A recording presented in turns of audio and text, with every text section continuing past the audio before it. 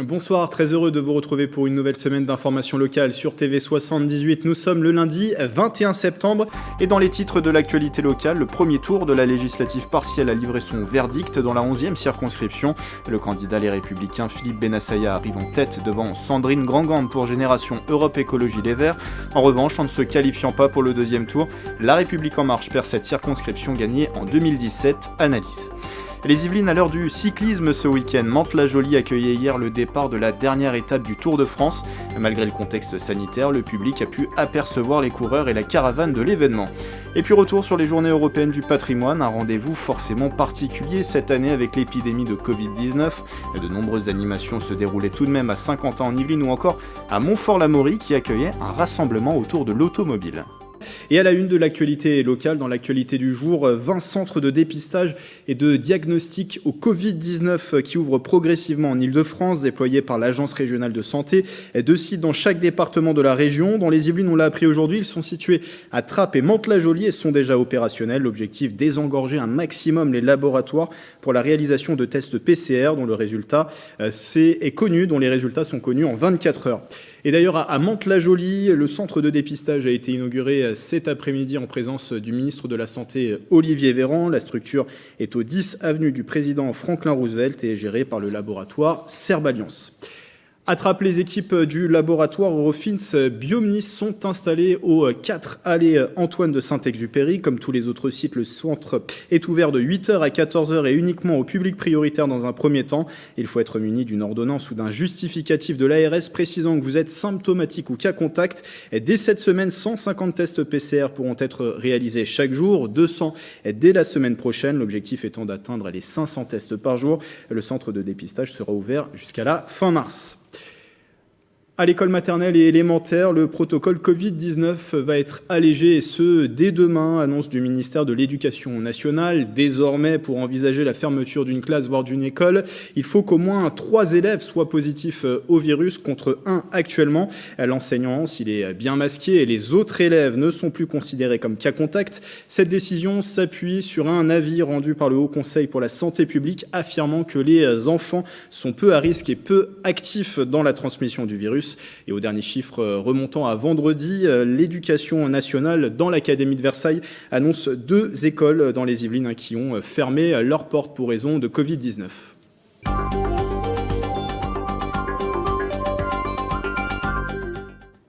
Dans l'actualité également, ce dimanche, les électeurs de la 11e circonscription des Yvelines étaient appelés aux urnes. Premier tour de la législative partielle pour désigner le nouveau député après la démission de Nadia Hay, entrée au gouvernement en juillet dernier. 11 candidats étaient en lice et le second tour verra le retour du clivage gauche-droite. On fait le point avec Mélanie Poquet. Comme un air de 2012, le premier tour de cette législative partielle remet au goût du jour le clivage gauche-droite dans la 11e circonscription. C'est le candidat de la droite qui vire en tête. Philippe Bennassaya recueille 36% des suffrages. On peut regretter bien sûr l'abstention et la faible participation. C'est une législative partielle qui tombe assez mal. Je vais continuer dans ce entre-deux tours ma présence sur le terrain. On sort d'un épisode quand même un peu malheureux sur cette 11e circonscription. Je voudrais redonner une image de terrain et une image assez proche de nos concitoyens. Et c'est important d'envoyer à l'Assemblée nationale des élus locaux, des acteurs locaux qui sachent gérer des projets et qui ont fait leurs preuves et qui ont obtenu des résultats. Face au maire de Bois d'Arcy, Sandrine Grandgambe, la première adjointe de la ville de Trappes, obtient près de 25%. Beaucoup de candidats, beaucoup d'abstention, pas beaucoup de lisibilité sur ce que pouvait être le résultat. Et puis des beaux scores dans certaines villes, évidemment un très beau score à Trappes, mais aussi l'Encourt. Donc voilà, des éléments de satisfaction. Et les messages, je crois, qu'on a commencé à envoyer ont été entendus. Le parti présidentiel, lui, ne confirme pas le scrutin de 2017 remporté par Nadia Hay. Pierre Luce, le candidat LREM, n'est pas qualifié pour le second tour. Le délégué départemental ne récolte que 15% des suffrages. Je ne sais pas attribuer le résultat uniquement à l'action ou à l'inaction du gouvernement ou de mouvement serait peut-être un peu égocentrique. Je pense qu'il faut regarder aussi du côté de la campagne qui a été menée par les autres candidats et évidemment s'interroger sur le projet et les valeurs qu'on a défendues. Arrivé en 4e position, le Rassemblement national obtient 7%, un score similaire au scrutin de 2017. Nous l'avons vu au moment des municipales, notre électorat est beaucoup plus rétif à se déplacer aux urnes de par le contexte sanitaire. Donc finalement, nous savions que cette élection serait très difficile pour nous sur ce territoire-là, mais finalement, nous sommes dans les niveaux qu'on pouvait attendre. Un scrutin marqué par l'abstention, seulement 17% des inscrits se sont déplacés dans les bureaux de vote. Le second tour est prévu dimanche 27 septembre. Et vous l'avez vu, La République En Marche et son candidat Pierre Lus ne seront pas au deuxième tour du scrutin. Le parti présidentiel perd donc cette circonscription gagnée en 2017 par Nadia Hay. Pour parler de ce résultat, Marie Lebec est avec moi par visio. Bonsoir. Bonsoir. Vous êtes la députée de la 4e circonscription des Yvelines, première vice-présidente du groupe La République En Marche à l'Assemblée nationale. Un député de la majorité présidentielle en moins dans les Yvelines. On rappelle qu'en 2017, il y avait eu une vague de La République En Marche avec 11 circonscriptions gagnées sur les 12 dans le département. Comment vous analysez déjà ce résultat, la perte déjà de cette circonscription ? On déplore toujours effectivement le fait de perdre une élection, mais il faut bien noter que cette élection, elle a aussi eu lieu dans un contexte particulier, celui d'une partielle, où c'est toujours plus difficile de mobiliser. Et on voit bien d'ailleurs que l'abstention hier a été particulièrement forte. Et ça doit aussi nous inviter à toujours plus et à continuer notre action sur le terrain. C'est pas parce qu'on perd une circonscription que la République En Marche ne sera pas présente dans les villes de cette circonscription. D'ailleurs, donc vous le dites, la participation qui n'atteint pas les 20%. Si on élargit aux autres scrutins des partiels qui se déroulaient en France, il y en avait 5 autres. Aucun candidat de la République En Marche ne se qualifie pour le second tour à chaque fois.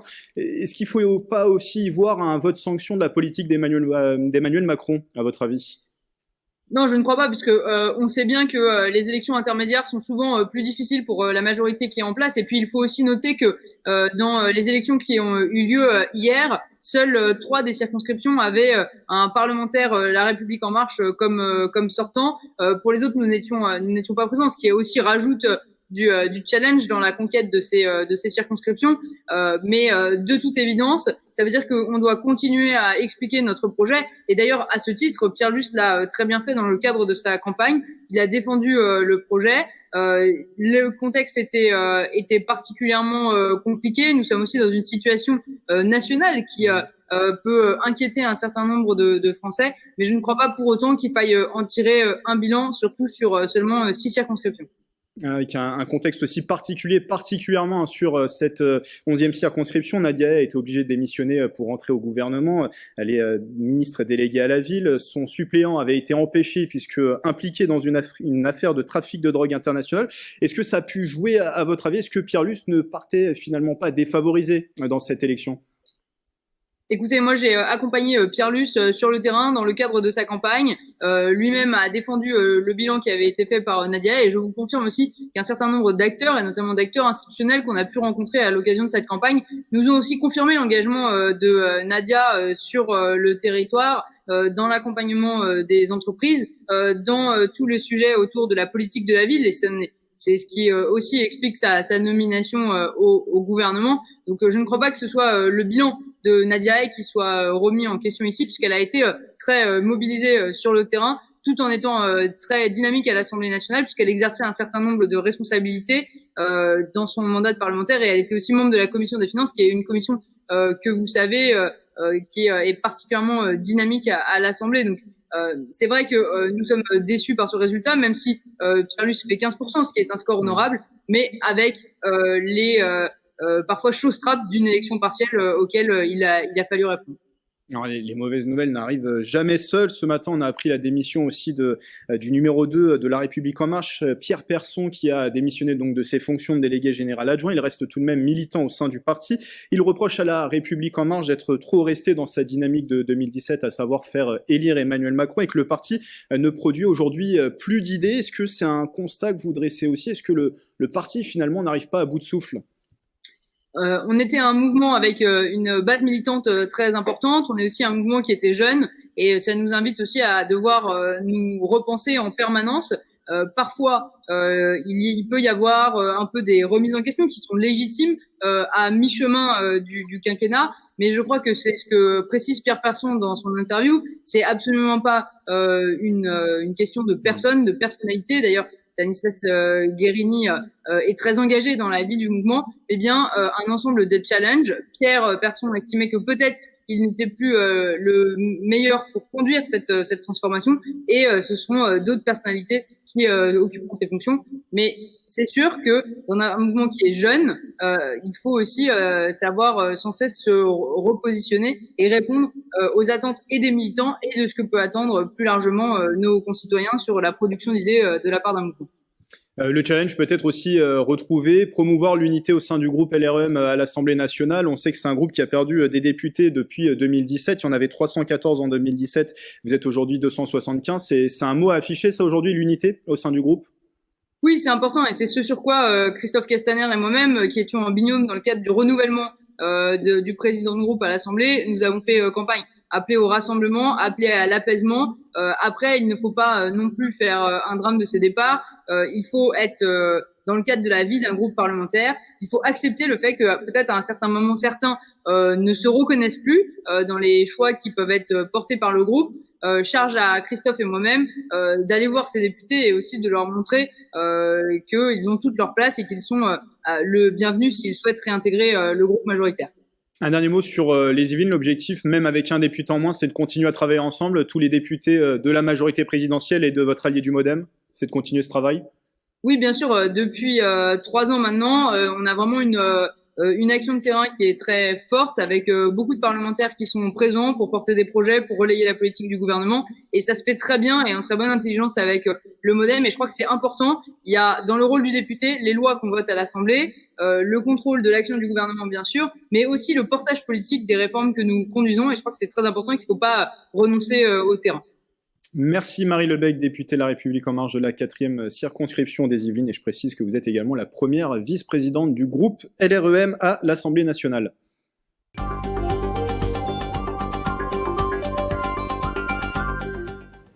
Et j'ajoute que pour ces élections législatives partielles, le Parti socialiste des Yvelines a apporté son soutien à la candidate Sandrine Grandgambe, qui est arrivée, vous l'avez vu, deuxième de ce scrutin au premier tour. Le candidat de France Écologie, Jérémy Bizet, lui apporte son soutien à l'autre candidat, Philippe Bennassaya. Brigitte Bourguignon en visite dans les Yvelines ce lundi. La ministre déléguée en charge de l'autonomie s'est rendue notamment à la maison intergénérationnelle de Jouy-en-Josas. Elle a échangé avec les différents acteurs de ce site, une résidence où vivent des jeunes, des personnes âgées, des mères célibataires, avec cet objectif de partager des moments de vie communs, un mode d'habitat pour lutter contre l'isolement et développer une solidarité entre générations. Écoutez à ce propos la ministre Brigitte Bourguignon, interrogée par Nicolas Dandry. Ce qui est utile, c'est de voir que tout public peut travailler et vivre ensemble, qu'on rompt l'isolement, à la fois des personnes âgées, mais aussi des personnes qui sont quelquefois plus vulnérables, qu'on change le regard, comme on le disait tout à l'heure, des jeunes par rapport à des aînés et inversement, des aînés vers les jeunes. Je pense que toutes ces interactions et ces intergénérations ne peuvent être que bénéfiques à l'esprit républicain qu'on aimerait bien voir retrouver parfois. Et auparavant, la ministre s'était rendue également à la Maison des Sages de Buc qui accueille des malades d'Alzheimer. Elle s'est rendue ensuite dans une colocation intergénérationnelle à Versailles. Et dans l'actualité également, ce nouveau pas franchi pour le centre aqualudique de Morpas et d'Elancourt. Le permis de construire a été signé vendredi par les 2 communes concernées par le projet. Il va voir jour en lieu et place de l'ancienne piscine de Morpas. Les précisions de Justine Brasier. Castalia, tel sera le nom du nouveau centre aqualudique intercommunal de Morpas et d'Elancourt. Le permis de construire a été signé ce vendredi 18 septembre. L'événement marque le début des travaux. Coût total du projet, plus de 24 millions d'euros. Ce projet n'aurait jamais pu voir le jour s'il n'y avait pas eu la confiance entre nos 2 villes amies, Morpas et Elancourt, et aussi avec l'ensemble de nos partenaires, puisqu'on a quand même été aidés financièrement de manière très importante, pas loin de 50% de financement public sur les 24 millions d'euros que représente le projet. On est enchanté, bien sûr, aujourd'hui de signer un peu plus l'engagement sur ce beau projet. C'est à l'image des nouvelles piscines qu'il va falloir construire sur l'ensemble du territoire. Le projet s'étend sur plus de 4000 mètres carrés avec 5 bassins sportifs, polyvalents ou encore aqualounge. Le bâtiment devrait consommer 20% d'énergie renouvelable. Il se veut écologique et tourné vers le futur. 5 bassins, tout en inox, plus de carrelage. C'est-à-dire qu'on aura aussi des matériaux qui seront adaptés pour durer dans le temps et nous coûter moins cher en entretien et en fonctionnement, et qui auront aussi la qualité de l'eau plus appréciable quelque part, mais aussi avec une capacité de filtration qui est complètement différente. C'est un projet qui fait la somme du progrès des différentes technologies pour gérer une piscine au moindre coût et avec plus de qualité. La première pierre du centre aqualudique sera posée fin octobre pour une ouverture au public en avril 2022. Le sport est cet événement attendu avec impatience dans les Yvelines. La dernière étape du Tour de France qui a vu la victoire du jeune Slovène Tadej Pogačar s'était lancée hier depuis Mantes-la-Jolie. Malgré des conditions sanitaires, les conditions sanitaires actuelles, le public a pu tout de même approcher les coureurs et la caravane du Tour pendant cette journée. Le reportage sur place de Mickaël Elmidoro. Ambiance particulière cette année sur le Tour de France 2020 au départ de la 21e et dernière étape à Mantes-la-Jolie. Masque obligatoire pour les coureurs, journalistes à distance des cyclistes pour les interviews. Un village de départ clairsemé, du gel hydroalcoolique distribué. Mais les passionnés ont fait abstraction de cet environnement pour profiter de l'événement. On avait été frustrés de ne pas avoir de vélo pendant la période du coronavirus et du confinement. Donc un grand plaisir. Un plaisir de voir un bel événement comme ça se dérouler cette année. C'est un bel événement et c'est un beau symbole, je trouve, d'être ici aujourd'hui. Aujourd'hui, en plus de ça, c'est les journées du patrimoine et le Tour de France fait partie de l'histoire de la France. Un contexte particulier qui n'a pas refroidi l'ambiance sur la caravane.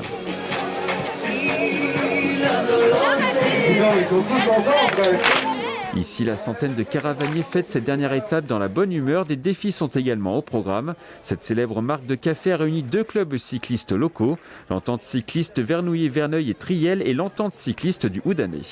Les équipes se mettent chacune sur un home trainer et ils vont s'affronter du coup pendant 40 minutes et ils doivent parcourir le plus de kilomètres possible. Le public a lui pu voir les coureurs et les stars de ce Tour de France pendant cette journée à Mantes-la-Jolie et notamment le vainqueur de cette édition, le Slovène de 21 ans Tadej Pogačar. Une fois les présentations terminées, les cyclistes sont partis du côté du quartier du Val-Fouré. C'est des moments inoubliables pour les habitants et ça méritait qu'on se mobilise pour et c'est inoubliable pour nous-mêmes élus.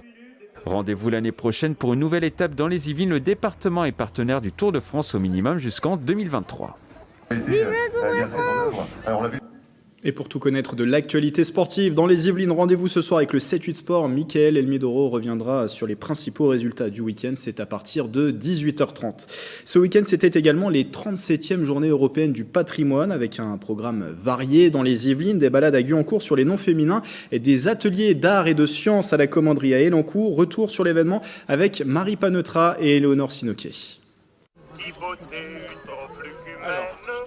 Brassens dans les oreilles pour commencer cette balade sur les noms féminins de la ville.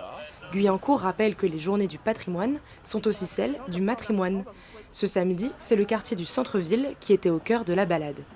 Je pense que c'est un plus de montrer que des femmes ont existé, d'abord pour des questions d'égalité, et puis remettre à la page que les femmes ont fait des choses formidables aussi, et souvent c'était sous le nom d'un homme. C'est la 2e édition de la promenade et la pluie n'a pas découragé les visiteurs, conquis par le concept. C'est intéressant de voir un peu l'histoire de toutes ces femmes qui ont fait l'histoire justement de la France. Moi je trouve ça marrant de faire la balade sous la pluie avec les parapluies, c'est bien pensé. Ces journées, c'était aussi l'occasion de découvrir la vie au Moyen-Âge à la commanderie de Saint-Quentin en Yvelines. Grâce à un atelier, les enfants ont pu créer de la peinture à base de légumes. Enfin dans la cour, l'orchestre de l'Alliance s'est installé pour un concert de musique classique d'1h30. Pour nous, c'est vraiment l'occasion de mêler tout ça avec le patrimoine. Donc c'est pour ça qu'on peut avoir des ateliers de sciences et d'art visuel, des lectures. On a pu avoir des lectures samedi soir, un spectacle de danse le dimanche. Le prochain rendez-vous, la nuit blanche du samedi 3 octobre à la commanderie. Un événement gratuit et en accès libre. Et puis à Montfort-l'Amaury, le rendez-vous était donné avec le patrimoine de l'automobile. Des véhicules anciens ont été exposés pendant tout le week-end dans le parc du château de Grousset, avec, vous allez le voir, quelques pièces d'exception. Astrid Bergère pour le reportage. Du jazz, un château, un joli parc et des vieilles voitures. Ce week-end, la première édition de l'art automobile dans le cadre des Journées du patrimoine a eu lieu au château de Grousset à Montfort-l'Amaury. L'idée, c'est de présenter au plus large public et pas nécessairement un public de connaisseurs concernant l'automobile de collection, le fait que l'automobile peut avoir une dimension patrimoniale, puisque si on remonte au début du XXe siècle, qui sont un petit peu les débuts de l'automobile, il y avait énormément d'artisans, que ce soit des selliers, des carrossiers, des ingénieurs, qui géraient la dimension artisanale de l'automobile. Les passionnés sont venus de toute la région parisienne pour cette première, l'occasion pour eux de découvrir ou redécouvrir des véhicules rares. J'ai remarqué le carré voisin, qui est quand même assez... c'est des voitures vraiment très rares, qu'on voit très peu, généralement à l'occasion de concours. Après, moi, à titre personnel, j'ai une préférence pour les Facel Vega. J'ai remarqué la Facel 2, qui était vraiment dans un état exceptionnel. Autre véhicule remarquable, la reconstitution de la Voisin qui a battu le record du monde de vitesse à l'autodrome de Montlhéry en 1927.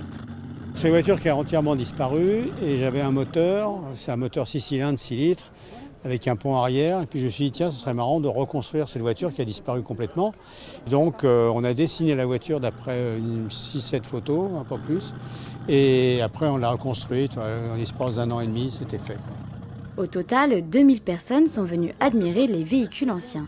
Les organisateurs pensent déjà à la seconde édition qui devrait avoir lieu pendant les Journées du patrimoine l'année prochaine. Voilà, c'est la fin de ce journal. Merci de votre fidélité. Belle soirée avec TV78.